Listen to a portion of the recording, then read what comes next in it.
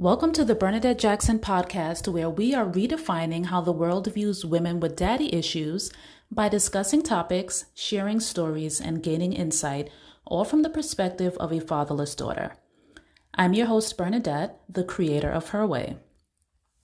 This episode is brought to you by H.E.R Coalition, a safe space for fatherless daughters to learn, grow, and heal. I created this community to have a place for us to ask questions, share stories, and support each other without the risk of rejection or shame.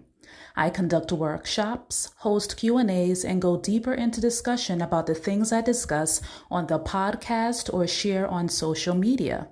If you are a fatherless daughter who knows that you deserve amazing relationships and you want to be in community with women who feel the same way, join H.E.R Coalition today. You can do that by visiting BernadetteJackson.com/community. That's BernadetteJackson.com/community. I can't wait to see you inside H.E.R Coalition. Today, I want to talk to you about the 3 things I believe belong in your routine of resistance. Many of us are on a journey to becoming our better selves, and I can raise my hand high and say that it has not always been easy staying on that path.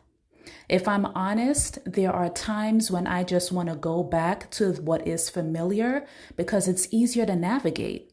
There is no fear associated with the familiar because I've been there, done that, and literally wrote the book about it. Where the fear comes in for me is navigating the waters of healing. I know that these waters, although unfamiliar, are safer. However, the not knowing where it's going to lead is scary. I've always liked predictable outcomes because I can rehearse my response and then I can get ready for what's to come.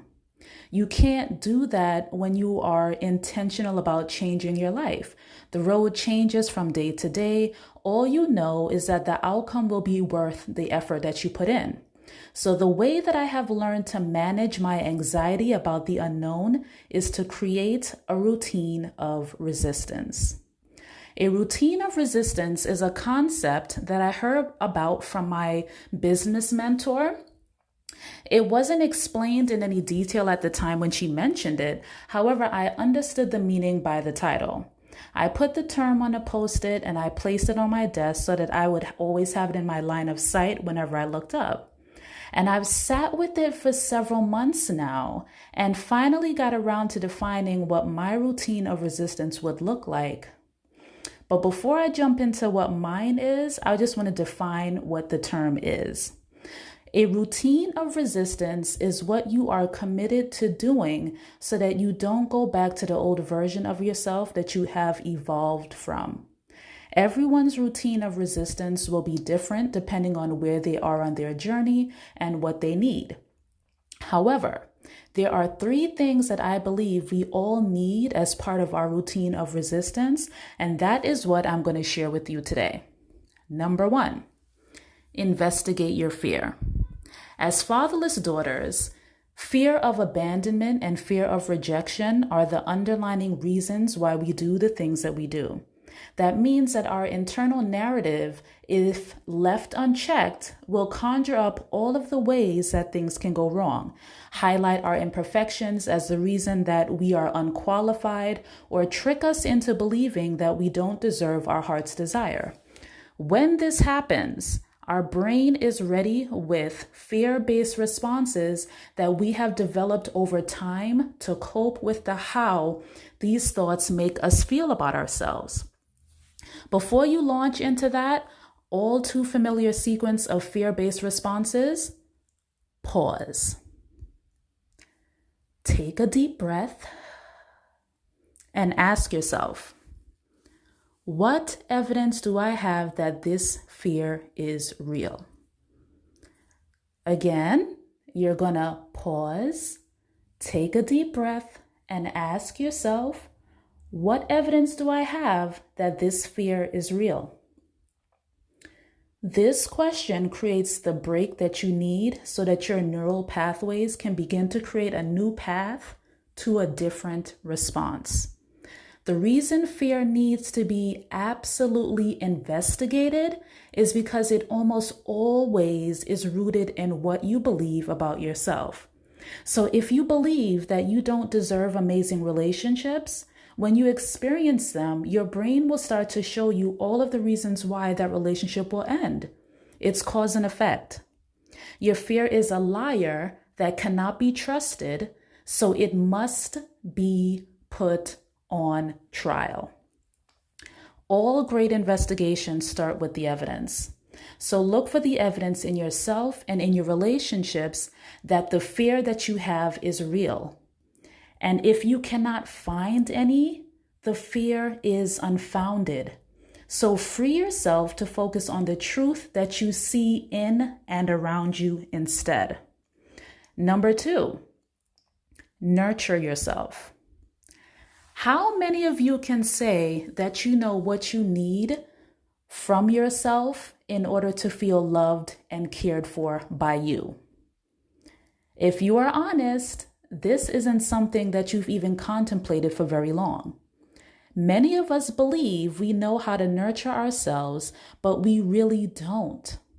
What many of us do is self-medicate with shopping, sex, food, relationships, work, ministry, etc. But we don't nurture ourselves.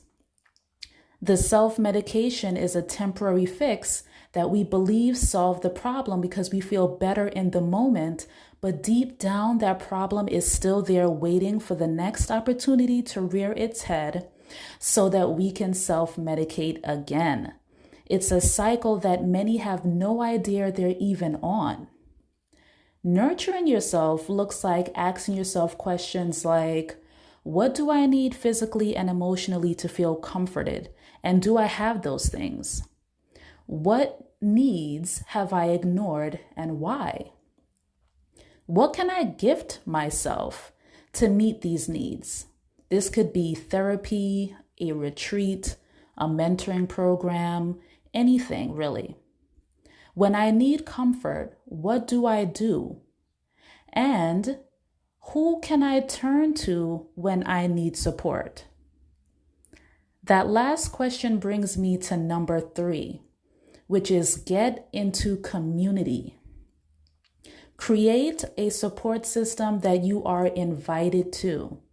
What I mean by that is that you want to build relationships with people who experience you authentically. If for any reason you do not feel comfortable showing up authentically in relationships, examine why that is. And if it's fear, then you need to go back to number 1. But if it isn't, then you need to understand why as a crucial next step. You want to know that the people in your life are just as committed to making sure that the relationship is a safe space for both of you to feel seen, heard, understood, supported, and loved. And when both of you are committed to that and you're showing up authentically, you feel the sense of belonging and community that you need for you to thrive and feel encouraged to continue in the journey through. So, once again, those 3 things are investigate your fear, nurture yourself, and get into community. When you commit to adding these 3 things to your routine of resistance, you will feel much more equipped for the uncharted waters that our healing journey will take you through. I want to be in community with you, so don't forget to join H.E.R Coalition by visiting bernadettejackson.com/community. I'll be back next week with another episode. Until then, don't forget that you deserve amazing relationships. I'll see you in the next one. Bye.